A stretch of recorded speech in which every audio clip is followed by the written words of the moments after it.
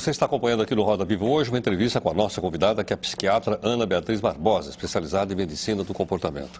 Doutora Ana Beatriz, agora há pouco a senhora falava, né, de que muitas vezes a pessoa pode cometer um crime como esse sob violenta emoção. Sabia o que estava fazendo, né? E perdeu o senso e tudo mais.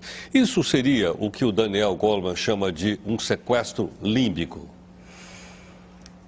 Ou seja, a pessoa perde completamente a consciência. Quando ela volta à consciência, 2 ou 3 minutos depois, não, essa aí questão... ela diz, puxa, que foi o que eu fiz? Não, essa questão de perder não, é diferente. Por exemplo, sob forte emoção, a gente tem um caso, há pouco tempo atrás, de uma mãe que pegou o filho de 4 anos sendo estuprado por um rapaz de 16 anos.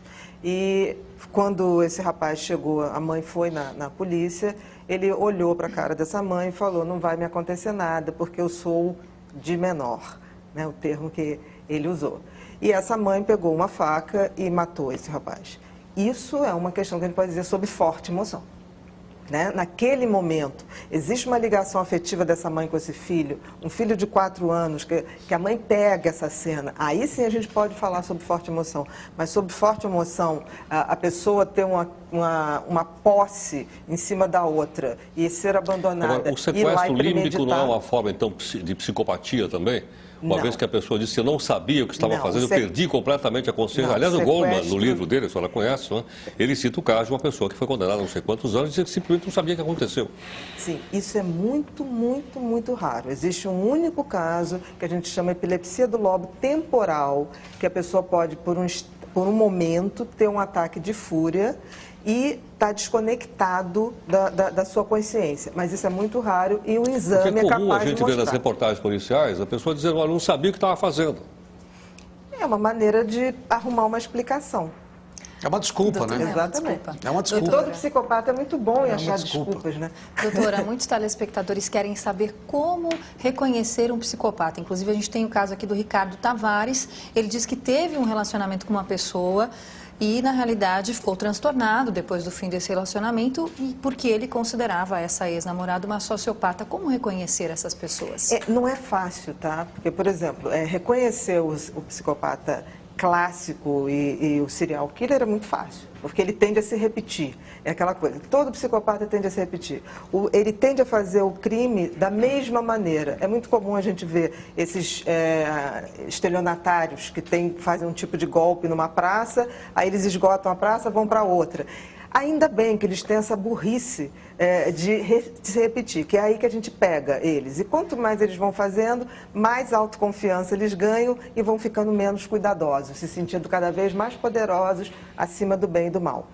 Mas se a gente for ver, um psicopata com 20 anos, ele já tem uma história de estrago na vida dos outros. Ninguém vira psicopata de repente. Sempre é uma criança que já tem alguns requintes de manipulação, de saber jogar um contra o outro, tem uma certa perversidade em maltratar animais, em maltratar outras crianças, em jogar com os adultos, em tirar vantagens. São crianças que nitidamente fingem um afeto para obter sempre o que querem e reagem sempre com fúria quando não são feitas suas vontades.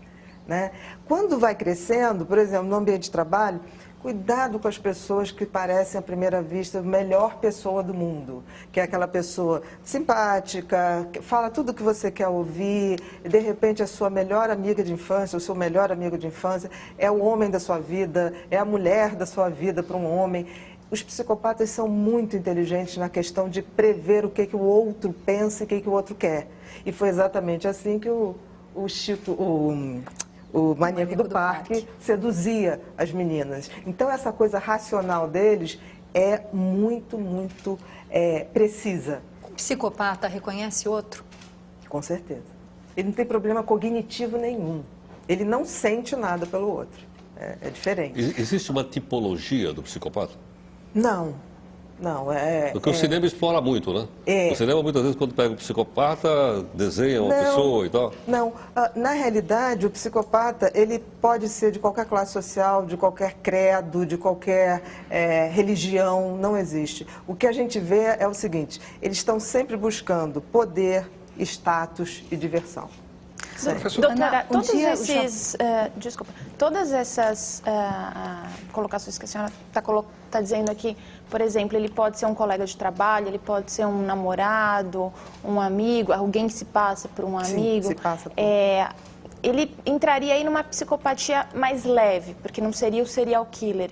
Mas os especialistas, a maioria, não concorda com essa ideia da psicopatia leve. Não seriam outros transtornos? Eles não poderiam se encaixar em outros transtornos que não a psicopatia? Olha, a questão sempre é a questão do afeto. A questão não é a gravidade do que comete, mas a indiferença com o que ele faz. Mas não pode ser outro tipo de transtorno? Não, eu diria que do momento que você tem a indiferença, quer dizer, o não arrependimento, o não sentimento de culpa, ele pode ser leve, moderado e grave.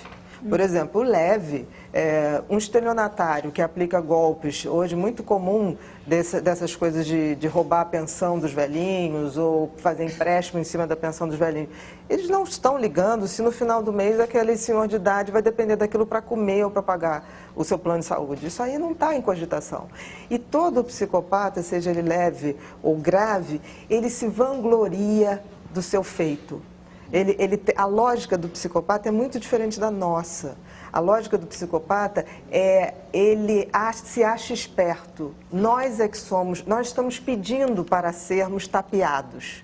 Eles usam muito isso. Eles contam os seus golpes, eles contam as suas vantagens, sempre muito assim, mas fulano foi otário. Ana, a gente vê isso cada vez mais, a gente vê esse tipo de comportamento no Brasil. Jabur até, num texto recente, coloca que estamos esfriando o coração, a gente já perdeu a noção do que é a ideia de compaixão e que um dia todos nós seremos psicopatas. Você concorda com isso? Eu adoro esse artigo do Jabor e eu acho que num dia nós não seremos todos, mas eu acho que a gente está construindo uma sociedade em que os valores psicopáticos estão em alta. Por exemplo, eu me lembro que quando eu era pequena, eu torcia, e todo mundo torcia para o mocinho da história nas novelas. Hoje, o grande barato para qualquer artista é fazer o vilão. E por incrível que pareça, antigamente, eu conversando com algumas atrizes, falava que ninguém queria fazer o perverso porque não rendia anúncios, né? Você não podia anunciar um produto, ter a sua imagem ligada a um produto se você era vilão de novela. Imagina, o vilão, a vilã apanhava na rua, né? Tinha uma coisa moral muito grande. Hoje, por exemplo, a gente sabe o Wagner Moura, um excelente ator que sempre fez muita comédia, explodiu, talentosíssimo, quando fez um vilão na novela do Gilberto Braga, e ali ele virou símbolo sexual, a partir daquele personagem perverso e sem qualquer sentimento. E doutora, fez muito anúncio, né? Qual é a influência que a mídia, a ficção, o cinema, a televisão podem ter sobre a formação psíquico-moral das pessoas? Assiste um filme do Tarantino, por exemplo. São todos psicopatas, né? Os grandes heróis do Tarantino são todos psicopatas. Eu acho maravilhoso, que as pessoas adoram. Eu acho que a gente hoje está tendo um culto a essa estética da perversidade. É como ficou né? Os personagens maldosos são mais sexys, são mais inteligentes, são mais bonitos, o figurino é mais caprichado. Eu acho que existe isso. Eu não acho que seja tanto o cinema ou a ficção, porque a ficção, na realidade, ela reflete a realidade. É incrível isso. A gente sempre acha que na ficção, isso é novela. Não, eu sempre acho o contrário. Não tem ficção que seja capaz de reproduzir os absurdos que acontecem na realidade. Eu acho que a ficção está sempre refletindo a realidade. Agora, a mídia, e aí a imprensa especificamente, eu acho que a gente está numa hora de a mídia retomar o papel que tinha e que teve durante a ditadura de ter um compromisso social. Porque a mídia não tem compromisso social? Eu acho hoje, por exemplo, se a gente for ver numa revista semanal que tem na sua capa, desde 94, uma observação simples, grande maioria das pessoas que fazem capa dessa revista são psicopatas, sejam eles mais graves, menos graves.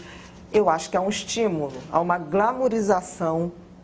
Quer dizer, a mídia glamoriza essas pessoas? Eu acho que hoje a gente está... Não são os fatos que estão banalizados, não, doutora? Eu acho que são as duas coisas. Não é a banalização total? Eu acho que a banalização ocorre e isso é refletido também. Porque o que leva um jovem estudante de medicina, de boa família, a se ligar com um traficante, comprar uma metralhadora, entrar num cinema e matar as pessoas. Como fez o Matheus Meira aqui em São Paulo, uns anos atrás. No caso dele é um pouquinho mais complicado porque existia uma coisa de psicose desencadeada pelas drogas. E aí não estou dizendo a gravidade do caso, não se desfaz. Mas ali a gente tinha uma coisa psicótica. Psicose, sim, uma doença mental que tira a pessoa da realidade, ela começa a acreditar em outra realidade.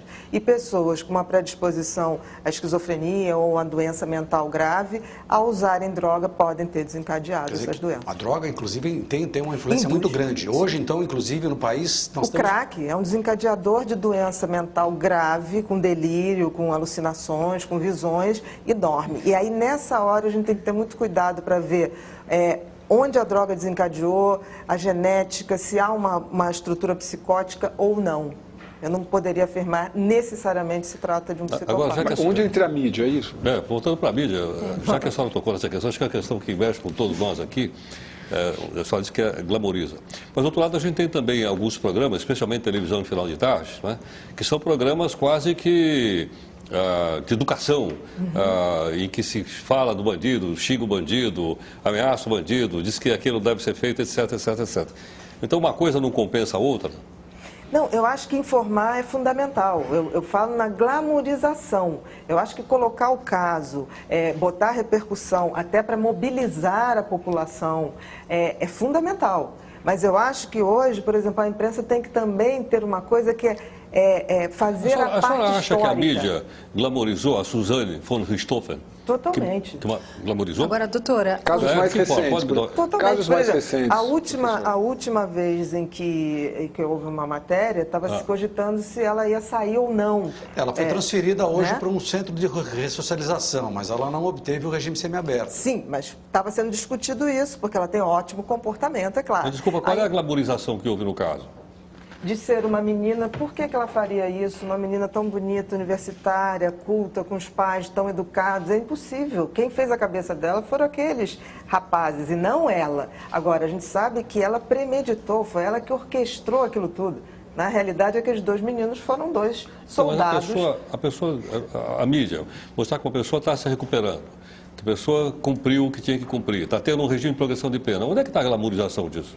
Me responde só uma coisa. Dizer que a pessoa passou tantos anos presa na cadeia? Tá, só me diz uma coisa. Uma pessoa que é capaz de orquestrar e de planejar com detalhes de premeditação e execução o assassinato de pai e mãe, precisa cometer qualquer outra coisa? Então essa pessoa, na opinião da senhora, não pode estar nunca em liberdade? Não. Não. Na minha. Doutora, aproveitando essa questão da mídia, o José Anísio da Silva, de Juiz de Fora, Minas Gerais, ele quer saber por que a senhora acha que esses casos de violência dão tanto ibope. Aí não tem nem tanto a ver com a mídia. O público também quer isso e o brasileiro gosta desses assuntos, né? Eu acho que não é só o brasileiro. Eu acho que tem uma coisa assim que é geral, e eu acho que a sociedade latina mais um pouco, a gente tem uma coisa de não admitir que existem certas maldades. A gente está sempre querendo fazer, mas por que fulano fez isso? Por que ele estragou a carreira dele? Por que ele faria isso? Ele não seria burro. A questão é que é muito difícil para a gente admitir que existem pessoas genuinamente más e que não têm sentimento.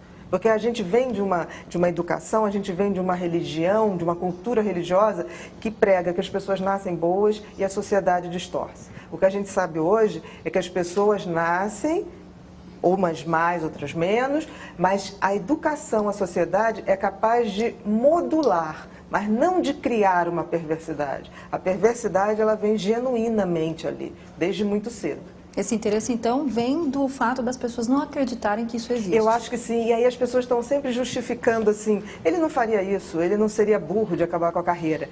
Isso para a nossa lógica, que não é psicopata. Para um psicopata, ele se acha tão acima do bem e do mal, que na realidade a lógica dele é, vou fazer porque quero, e porque eu fui frustrado. Esses seres humanos são irrecuperáveis. Os psicopatas legítimos, com certeza. Qual a pena? Eu não estou falando dos psicopatoplastas. Que mereceria um psicopata? Eu acho, primeiro, a gente teria que diferenciar, porque o criminoso não psicopata, esse sim é cadeia não resolve para esse tipo de psicopata. Não adianta botar na cadeia, tem que botar no hospital. Não, eu tratamento psiquiátrico. botaria numa cadeia especial. Mas prisão perpétua? Ué, Se não prisão perpétua, se fazer hoje, como se libera com chip. Por quê? Professor, Mas, doutora, em alguns lugares do mundo... o chip Não, resolve. peraí. Eu estou falando dos leves e moderados. O grave não tem jeito. Ele Professor, em vai algum voltar do- a fazer. Só um instantinho. Por que o chip? Eu torno a dizer, o psicopata, ele é 100% razão. Ele sabe o que é certo e o que é errado. Vocês já viram algum pedófilo estuprar uma criança em praça pública? Eu nunca vi. Uma pessoa dessa Então teria não que é um ser, descontrole. Uma pessoa dessa teria que ser submetida, então, a uma lobotomia? Não. Não. Não. A lobotomia não é eficaz. Professor, existe algum sistema judiciário no mundo que trate esses casos da maneira como a senhora prescreve? Sim. Inglaterra, Austrália, alguns estados dos Estados Unidos, Canadá. Como eles fazem? Eles separam, isso hoje eles já fazem no sistema penitenciário, eles separam o que são os criminosos recuperáveis e não psicopatas e os que são psicopatas. Os psicopatas, eles ficam em celas isoladas, porque o psicopata ele é tão indiferente ao outro que ele é capaz de ficar numa cela sozinho, sem ver ninguém, sem ter contato de ninguém e não enlouquecer por isso. Aqui é o caso do Chico Picadinho. Qualquer um de O Chico nós Picadinho enlouqueceria. fica sozinho. Qualquer não um tem... de nós enlouqueceria. E eles não são soltos?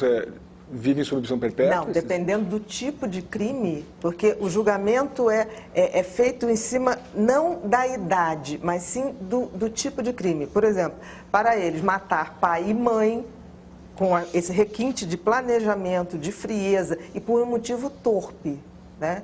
O que é um motivo torpe? Porque eu quero namorar e quero a grana. Doutora, Entendeu? tem muitos estudos que dizem que a psicoterapia ela pode ajudar o psicopata A enganar todo mundo. A enganar todo mundo. É como o Chico Picadinho. Então não que leu adiantaria todos os colocar ele num livros de tratamento. Freud. O caso da Suzane Richthofen, que no exame ela foi retida como dissimulada, né? como uma outra personalidade. Exatamente por isso. Por exemplo, o psicopata, quando ele vai para a cadeia e ele estuda, é um perigo.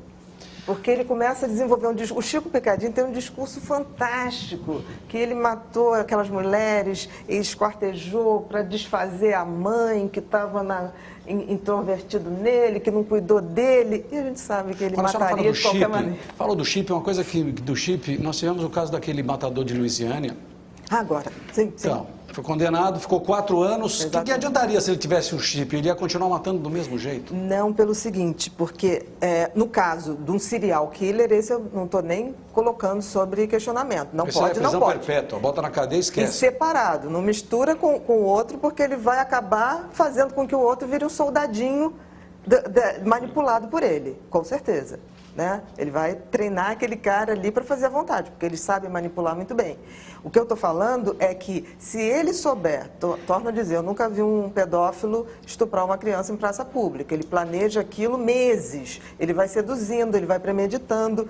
Quando você tem o chip, ele sabe que vai ser pego, ele sabe onde ele está a qualquer momento. Não faz. Doutora, qual é a diferença do crime passional exatamente para um crime cometido pelo psicopata? Olha, falar em psicopata cometer crime passional é até ridículo, porque passional significa sobre forte emoção, alguma coisa que moveu, quer dizer, uma mãe que vê seu filho ser estuprado e em nome da defesa, do amor, do afeto, é capaz de fazer ali um crime na hora. Então, né? só voltando um pouco, eu lembro que na época do caso Lindenberg, eu cheguei a entrevistar a senhora sobre esse assunto e a senhora cravou que o Lindenberg era psicopata. E cravei que ele ia matar ela. Eu falei que na que não quarta-feira, era? se não entrarem hoje, eles estão glamorizando. A imprensa inteira deu espaço para aquele rapaz ficar manipulando a polícia, ficar manipulando todo mundo. E ele ia matar. Mas, eu falei isso na quarta-feira e infelizmente ele fez isso. Mas né? muitos psiquiatras forenses disseram que o que aconteceu ali foi um crime passional. De jeito nenhum. Quiseram transformar o Lindenberg numa versão Romeu e Julieta brasileira. É ridículo. Mas, se você for ver o passado o Lindenberg, o passado dele também não é essa flor, não, tá? Não é bem assim. Ele já tem. Todo psicopata com 20 anos já tem uns 3 capítulos de coisinhas desagradáveis na vida. Nós vamos fazer aqui o nosso segundo intervalo, o nosso Roda Viva de hoje, e voltamos em instantes. Até já.